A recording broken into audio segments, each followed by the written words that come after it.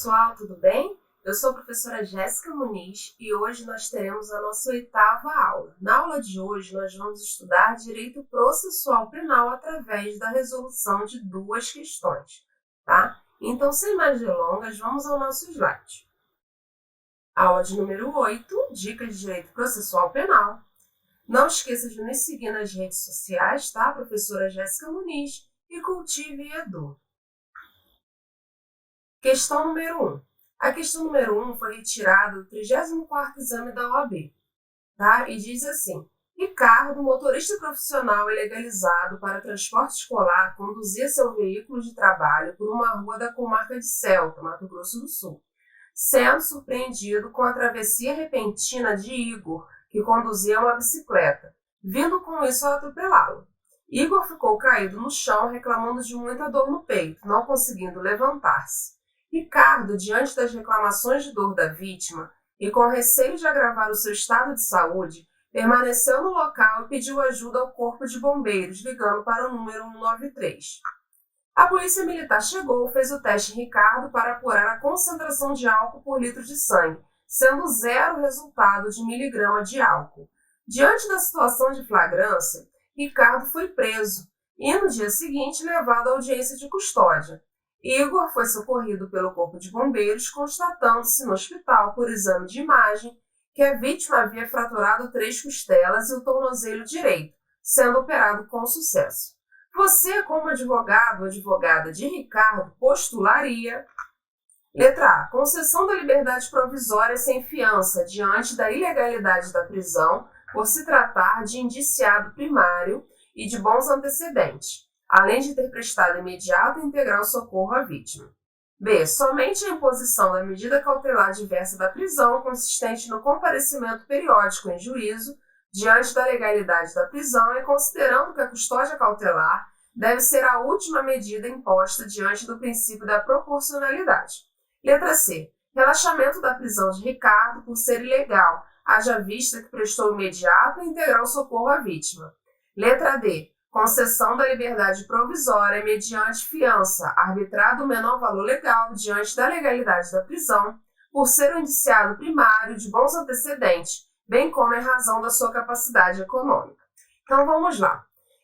Para a gente entender essa questão, é importante sabermos o conceito quando acontece relaxamento de prisão, tá? Revogação da prisão e liberdade provisória, tá? Então, em primeiro lugar, relaxamento da prisão. Coloquei aqui para vocês um esqueminha. A prisão é ilegal, tá? Sempre que a prisão for ilegal, cabe relaxamento da prisão. E é cabível em qualquer hipótese de prisão ilegal. E cabe aqui a liberdade plena, ou seja, não vai ter restrição, não vai ter nenhuma condicionante. A revogação da prisão, ela já cabe na prisão legal. Quando a prisão for legal, não vai caber, por exemplo, o relaxamento da prisão. Vai ser caso ou da revogação de prisão ou liberdade provisória. Então, aqui na revogação de prisão, prisão legal, cabível em prisão preventiva ou temporária, e a liberdade aqui é com restrição. Liberdade provisória, a prisão é legal, cabível apenas em prisão em flagrante, tá? Majoritariamente se pensa assim, e a liberdade é com restrição. Então, em primeiro lugar, você tinha que visualizar isso aqui. No caso da prisão de Ricardo, a prisão caberia relaxamento de prisão, revogação de prisão e liberdade provisória, tá? E o fato também do crime ser punido com reclusão, ele não veda a concessão da liberdade provisória. Então, a gente tem que ficar atento a esses detalhes. E até nos crimes hediondos, tá? Embora sejam inafiançáveis, é permitida a liberdade provisória, desde que o agente cumpra os requisitos legais, né? Então, para a gente entender melhor, eu coloquei aqui o artigo 301 do CTB, Código de Trânsito Brasileiro. Então, vamos ver se tem a ver aqui com a nossa questão. Artigo 301. Ao condutor de veículo, nos casos de acidentes de trânsito de que resulte vítima, não se imporá prisão em flagrante, nem se exigirá fiança, se prestar pronto e integral socorro àquela. Então, aqui nós vimos que tem semelhança, né? No caso, Ricardo, ele causou lesão, tá? Nessa vítima. Vamos voltar aqui. Ele causou lesão na vítima, no Igor, né? Estava procurando o nome. Causou lesão no Igor e ele estava o quê? Em um transporte, ele estava com um veículo automotor na rua. Tá? Então, caberia configurar aqui o artigo 301 do CTB. Então, aqui falou o quê? Não se imporá prisão em flagrante, nem se exigirá fiança, se prestar pronto e integral socorro àquela. Nós vimos na questão que ele prestou socorro a Igor, ficou esperando, né? E ainda ligou para o 193. Então, está caracterizado esse artigo 301. Então, não poderia ter sido imposta essa prisão em flagrante a Ricardo. Se não poderia ser imposta essa prisão a ele, a prisão é o quê? É ilegal, tá? Essa prisão é ilegal. Aqui no CTB, esse artigo, melhor dizendo, perdão, o legislador, ele quis estimular o socorro às vítimas, tá? Eu coloquei até aqui para vocês, ó, o legislador veda a efetivação da prisão em flagrante, bem como dispensa fiança àquele condutor de veículo envolvido em acidente que venha prestar imediato e completo socorro à vítima. Então, nós vemos claramente nessa questão que foi o que ocorreu com o Ricardo. Ele prestou imediato e completo socorro à vítima. Então, está configurado esse artigo 301 e a prisão foi ilegal. Então, vamos voltar lá nas assertivas. Então, na primeira, diz que cabe concessão da liberdade provisória. Então, já não é, porque liberdade provisória, como eu falei para vocês, ela cabe em prisão legal. Então, já corta a letra A, tá? A letra B também não é, também fala de legalidade da prisão, então também não é a letra B. A letra D fala novamente de liberdade provisória, também vimos que não é. Então, só sobrou a letra C. Cabe o quê? Relaxamento da prisão de Ricardo por ser ilegal, haja vista que prestou imediato e integral socorro à vítima. Então, letra C, letra correta.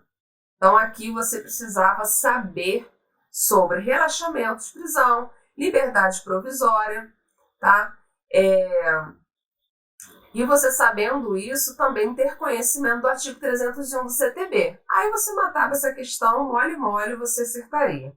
Né? Então, depois, se você ainda ficou com alguma dúvida, me procura lá nas redes sociais, eu posso estar esclarecendo a vocês, trazendo também outros questionamentos, trazendo outras questões parecidas, né? Que é sempre bom a gente estar treinando nesse sentido.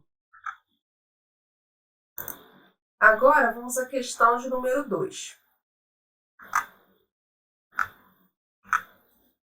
Vamos lá, questão 2, foi retirada do 31º exame da OAB. Diz assim: durante escuta telefônica devidamente deferida para investigar a organização criminosa destinada ao contrabando de armas, policiais obtiveram a informação de que Marcelo receberia naquele dia grande quantidade de armamento, que seria depois repassado a Daniel, chefe de sua facção. Diante dessa informação, os policiais se dirigiram até o local combinado. Após informarem o fato à autoridade policial, que comunicou ao juízo competente, eles acompanharam o recebimento do armamento por Marcelo, optando por não o prender naquele momento, pois aguardariam que ele se encontrasse com o chefe da sua organização, para então prendê-los. De posse do armamento, Marcelo se dirigiu ao encontro de Daniel e lhe repassou as armas contrabandeadas, quando então ambos foram surpreendidos e presos em flagrante pelos policiais que monitoravam a operação. Encaminhados para a delegacia, os presos entraram em contato com um advogado para esclarecimentos sobre a validade das prisões ocorridas. Com base nos fatos acima narrados, o advogado deverá esclarecer aos seus clientes que a prisão em flagrante efetuada pelos policiais foi: letra A, ilegal, por se tratar de flagrante esperado. B, legal, restando configurado o flagrante preparado. C, legal, tratando-se de flagrante retardado. Letra D, ilegal, pois a conduta dos policiais dependeria de prévia autorização judicial. Primeiro, o grande desafio dessa questão é a leitura, né? Vocês viram que a questão é gigantesca, com diversas informações, e isso o examinador fez já para te confundir, já para te cansar, porque quando você chega nas assertivas, são minúsculas. Então, você vai voltar, vai ler aquilo tudo, mas você tem que ler com atenção, tá? Você não tem que se assustar pelo tamanho do enunciado. Então, vamos lá. A questão, ela envolve o crime de organização criminosa, tá? Ela envolve a Lei 12.850 de 2013. E nessa lei, tem a previsão de ação controlada, que é uma espécie de flagrante, tá? Que é o flagrante postergado ou diferido, tá? E essa previsão está no artigo 8º dessa lei. Eu coloquei aqui para a gente ler porque é muito importante. Consiste a ação controlada em retardar a intervenção policial ou administrativa relativa à ação praticada por organização criminosa ou a ela vinculada, desde que mantida sob observação e acompanhamento para que a medida legal se concretize no momento mais eficaz a formação de provas e obtenção de informações. O retardamento da intervenção policial ou administrativa será previamente comunicado ao juiz competente, que, se for o caso, estabelecerá os seus limites e comunicará ao Ministério Público. Tá? Então, você, de posse desse artigo 8º, você sabendo da existência desse artigo, aqui você não ia se confundir. Por quê? A questão ela quis confundir inicialmente com a questão da autorização judicial, se seria necessário ou não. Em diversas leis extravagantes no direito penal, há possibilidade, ou melhor, há exigibilidade de autorização judicial para essa ação controlada. Só que na lei de organização criminosa não há que se falar de autorização judicial. Precisa de uma simples comunicação ao juiz, que foi o que ocorreu no caso. O enunciado diz isso, né? Que o juiz foi comunicado pela autoridade policial. E aqui também não se pode ainda confundir o flagrante postergado com o flagrante preparado ou provocado, tá? Que são provas ilícitas. Quando o flagrante é preparado ou provocado, a prova é ilícita, já diz a súmula 145 do STF. Não há crime quando a preparação do flagrante pela polícia torna impossível a sua consumação. Então, eu coloquei aqui umas dicas para você poder responder essa questão. Eu estou falando aqui de flagrante esperado, retardado, preparado, e não estou dizendo o que é. Então, eu coloquei aqui umas dicas para vocês, tá? O flagrante esperado, ele também é conhecido como flagrante retardado. Então, pode vir essas nomenclaturas na sua prova, tá? Vocês vão ver que na doutrina é comum se referirem dessas formas, tá? Então, no esperado ou retardado, a autoridade policial, sabendo que um crime pode ocorrer em determinado local, em determinada hora, para lá se dirige e, quando realmente a infração se perfaz, efetua a prisão, que é legal, tá? Então, a prisão no flagrante esperado é legal. Flagrante preparado é ilegal, pois a provocação do agente da autoridade policial para que o imputado cometa o crime. Aqui, a autoridade policial, ou melhor, o agente, né, pode ser, não precisa necessariamente ser a autoridade policial, a provocação dele. O agente do crime ele é provocado. Então, essa prisão aqui é ilegal. No flagrante forjado, então, que não há a menor dúvida, aqui o agente nem quer delinquir, tá? A polícia ela fabrica o crime. A prisão, logicamente, será ilegal. Então, nesses 3 flagrantes que eu trouxe para vocês, apenas o esperado e o retardado resulta numa prisão legal. Os outros 2, a prisão será ilegal, tá? Então, a alternativa correta é a letra C. Vamos voltar lá? O que dizia a letra C? Legal, tratando-se de flagrante retardado. A letra A, ilegal por se tratar de flagrante esperado.